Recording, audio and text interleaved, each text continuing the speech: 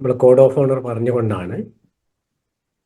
Okay, നമ്മൾ ക്രിയേറ്റീവായിട്ട് ചിന്തിക്കുന്ന, ക്രിയേറ്റീവായിട്ട്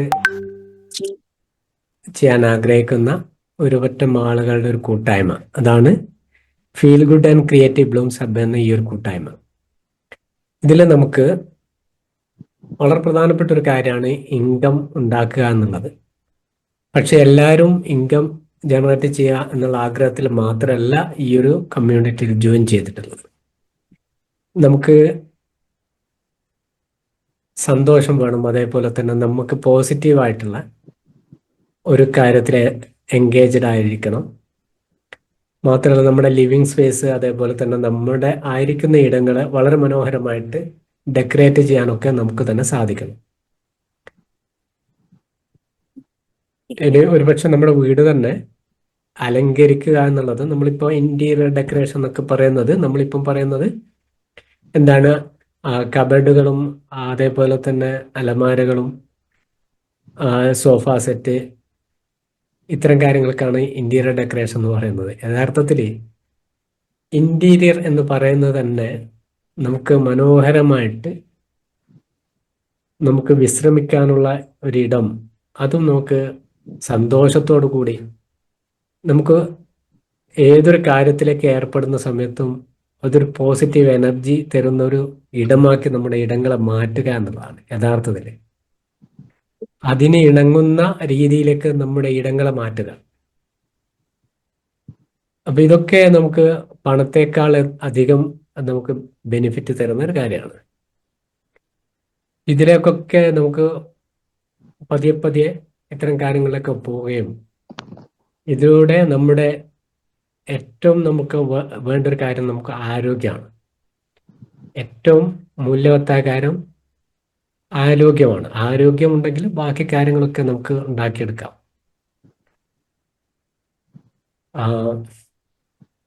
നമുക്കറിയാലോ, ആരോഗ്യം ഇല്ല എങ്കിൽ നമുക്ക് കുറെ അനുഗ്രഹങ്ങളുണ്ട്, കുറെ കാര്യങ്ങൾ നമുക്കുണ്ട്. ആരോഗ്യമില്ല, അത് ആസ്വദിക്കാൻ നമുക്ക് സാധിക്കില്ല. ആരോഗ്യത്തിന് നമുക്ക് എന്താണ് വേണ്ടത്? നമുക്ക് നമ്മുടെ മനസ്സ് എപ്പോഴും സന്തോഷത്തോടുകൂടി ഇരിക്കുക എന്നതാണ്. ഏതൊരു അസുഖത്തിൻ്റെയും ഏതൊരു പ്രയാസത്തിൻ്റെ ഒക്കെ മൂല്യ കാരണം എന്ന് പറയുന്നത് എന്താണ്? നമ്മുടെ മനസ്സിന്റെ സന്തോഷമില്ലായ്മയാണ്.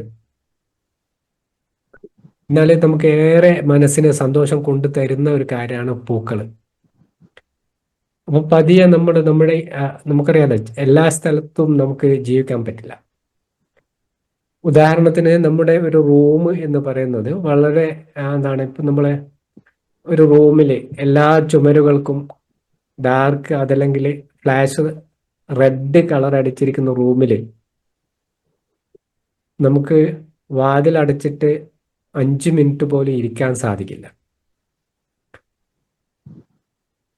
ഇനി ഒരു ദീർഘനേരം അതിൽ നമ്മൾ ഇരിക്കുകയാണെങ്കിൽ നമ്മൾ ആകെ വേർത്ത്, നമ്മൾ ആകെ ക്ഷീണിച്ച്, ഒരുപാട് വിമ്മിഷ്ടം കാണിച്ചുകൊണ്ട് നമ്മൾ എങ്ങനെയെങ്കിലും പുറത്ത് വരാൻ സാധിക്കും. ഇനി പുറത്ത് നമ്മളെ ആരും പുറത്താക്കുന്നില്ല എങ്കിൽ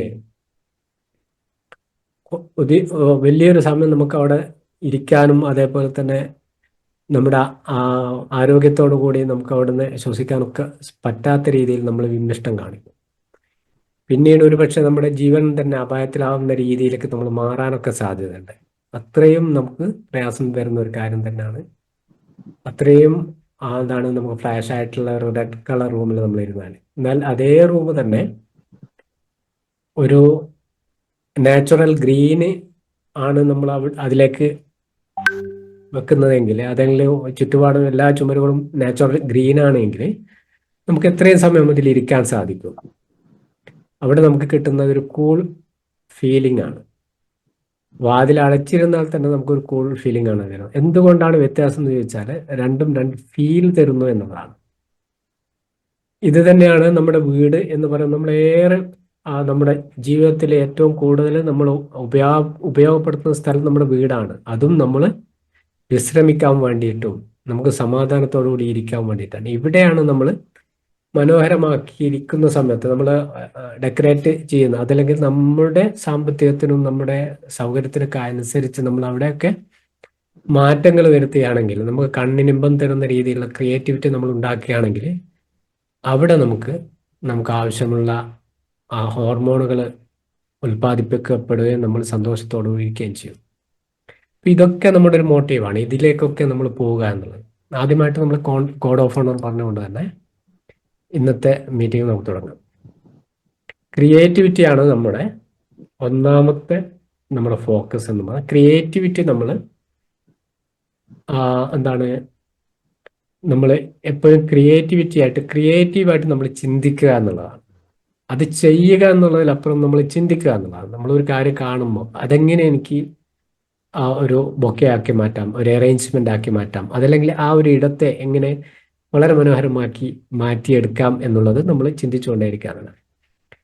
അങ്ങനെ ചിന്തിക്കുന്ന സമയത്ത് നമ്മൾ ഒത്തിരി ഡിഫറെൻ്റ് ആയിട്ടുള്ള ഐഡിയകൾ നമുക്ക് വരും. ഈ ഐഡിയകളാണ് നമ്മൾ ഉപയോഗപ്പെടുത്തുന്നത്. ഈ ഐഡിയയിൽ തന്നെ നമുക്ക് ഒത്തിരി മാസ്റ്റർ പീസ് ആയിട്ടുള്ള ഐഡിയകൾ ഉണ്ടാവും. ഓരോരുത്തർക്ക് വ്യത്യസ്തമായിട്ടുള്ള കഴിവുകളാണ്. അപ്പൊ അതിനനുസരിച്ച് വ്യത്യസ്തമായിട്ടുള്ള മാസ്റ്റർ പീസുകൾ ഇതിലൂടെ നമുക്ക് ഉണ്ടാക്കിയെടുക്കാം.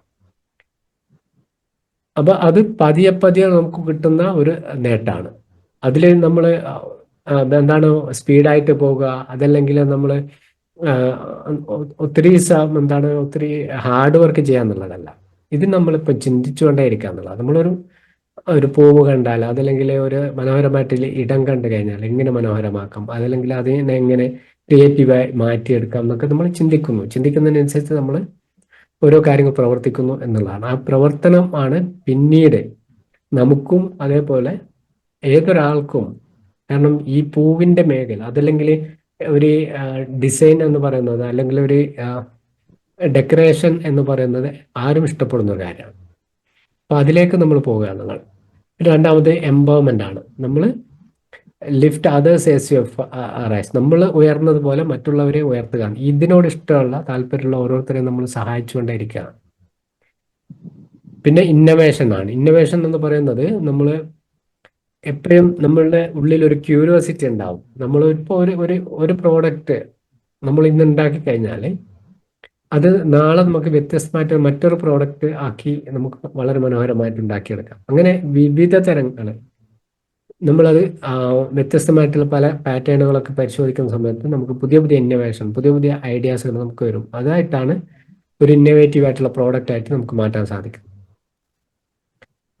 ഇന്റഗ്രിറ്റി എന്ന് പറയുന്നത് നമ്മൾ ഇതിൽ നമ്മൾ ചെയ്യുന്ന കാര്യങ്ങൾ വളരെ സത്യസന്ധമായിട്ട് ചെയ്യുക. അത് സത്യസന്ധമായിട്ട് ഉള്ള കാര്യങ്ങൾ മാത്രം നമ്മൾ മറ്റുള്ളവരോട് പറയുക.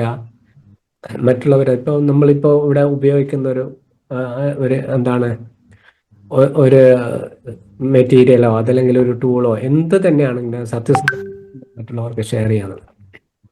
പിന്നെ കൊളാബറേഷനാണ്. നമ്മൾ എന്താക്കുക, പല രീതിയിൽ നമ്മൾ കൊളാബറേറ്റ് ചെയ്യുന്നുണ്ട്. നമ്മൾ എന്താണെന്ന് വെച്ചാൽ നമ്മൾ ഓരോ വർക്കാണെങ്കിലും അതല്ലെങ്കിൽ പഠനത്തിലാണെങ്കിലൊക്കെ നമ്മൾ കൊളാബറേറ്റ് ചെയ്ത് പഠിക്കുന്ന ഒരു രീതി ഉണ്ടാക്കുന്നത്. ആറാമത്തെ റെസിലിയൻസ്. അത് നമുക്ക് വളരെ എപ്പോഴും നമ്മളൊരു പോസിറ്റീവായിട്ടുള്ള മൈൻഡ് സെറ്റിലായിരിക്കുക, പോസിറ്റീവായിട്ട് ഉണ്ടാവുന്ന സമയത്ത് മാത്രമേ നമുക്ക് ഇത്തരം കാര്യങ്ങൾ ചെയ്യാൻ പറ്റും. അപ്പോൾ നമുക്ക് ഏതെങ്കിലും രീതിയിലുള്ള ഒരു മാനസികമായിട്ടോ അതല്ലെങ്കിൽ ശാരീരികമായിട്ടോ ഒക്കെ തളർന്നിരിക്കുന്ന സമയത്ത് ഇത്തരം കാര്യങ്ങളൊന്നും ചെയ്യാൻ നമുക്ക് മൂഡുണ്ടാവില്ല. മൂഡ് എന്ന് പറയുന്ന കാര്യം നമ്മുടെ മനസ്സിനെ മനസ്സുമായിട്ട് ബന്ധപ്പെട്ടുള്ളതാണ്. അപ്പോൾ അത് നമ്മളെപ്പോഴും പോസിറ്റീവ് ഇരിക്കുമ്പോഴാണ് ഇത് നന്നായിട്ട് നമുക്ക് ചെയ്യാൻ സാധിക്കുക. ഇനി കൺസിസ്റ്റൻസിയിലേക്ക് വന്നു കഴിഞ്ഞാൽ നമുക്ക് സെറ്റ് എ ക്ലിയർ ഗോള്.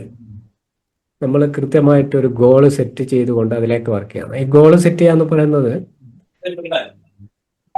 നമ്മൾ ഇത്ര സമയം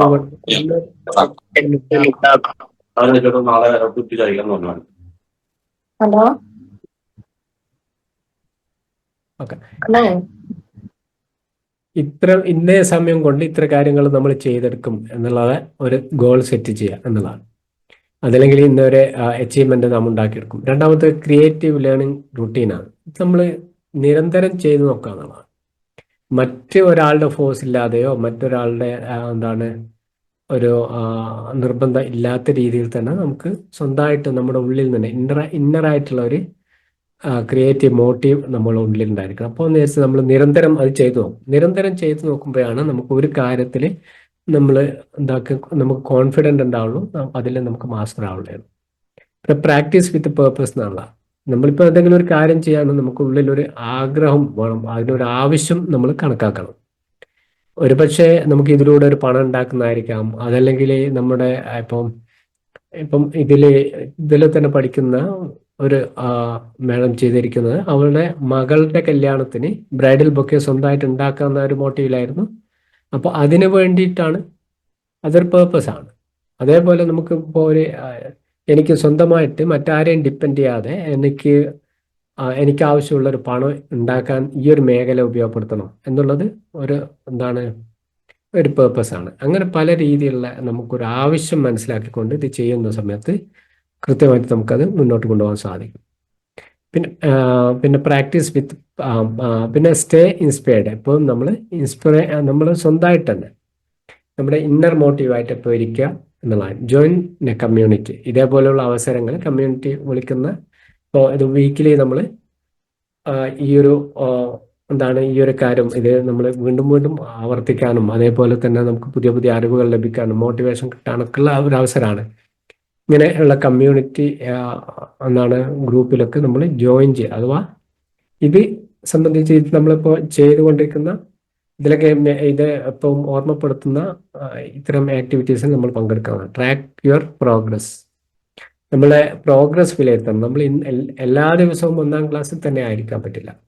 അപ്പം നമുക്ക് എന്താണ് മാറ്റം വരുന്നത്, ഇനി ഏത് ചെയ്യണം എന്നുള്ള കാര്യത്തിൽ നമ്മളെപ്പോഴും ഒരു പ്രോഗ്രസ് നമ്മൾ മനസ്സിലാക്കണം. കീപ് ലേണിംഗ് ന്യൂ ടെക്നിക്ക്, പുതുതായിട്ടുള്ള കാര്യങ്ങൾ നമ്മൾ പഠിക്കാൻ വേണ്ടി ശ്രമിക്കുക എന്നുള്ളതാണ്. എന്നുവെച്ചാൽ failure is not opposite of success. വിജയത്തിന്റെ നേരെ ഓപ്പോസിറ്റ് അല്ല ഫെയിലർ എന്ന് പറയുന്നത്. It is part of success. ഒരിക്കലും നമ്മൾ പരാജയപ്പെടും. നമ്മൾ ഏതെങ്കിലും ഒരു അറ്റംപ്റ്റ്, നമ്മളൊരു നല്ല ഇതിൽ പറയുന്ന ഏതെങ്കിലും ഒരു ബൊക്കെ, അതല്ലെങ്കിൽ നമ്മൾ ആഗ്രഹിക്കുന്ന ഒരു പ്രോഡക്റ്റ് ഉണ്ടാക്കാൻ നമ്മൾ ശ്രമിച്ചു, സാധിച്ചില്ല എന്ന് പറഞ്ഞാൽ നമ്മൾ പരാജയപ്പെട്ടു എന്നല്ല.